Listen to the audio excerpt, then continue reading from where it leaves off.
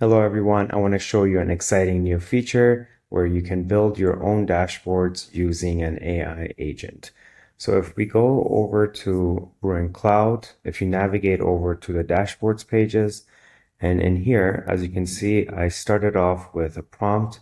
I said I want to analyze the data for 2024, and these are the different indicators I want to take a look at.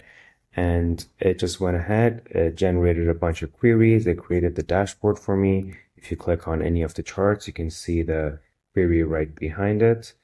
And I went a little bit back and forth with it. I fixed the dashboard a little bit. Even some charts were not working. You can just click on that and it will bring it into the context and you can tell it, change this specific chart.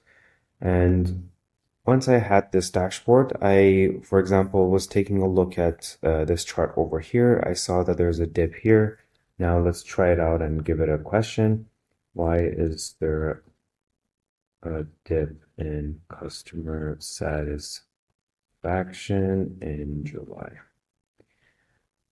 So now it's going to analyze customer satisfaction and specifically trying to see why was there dip in July of 2024.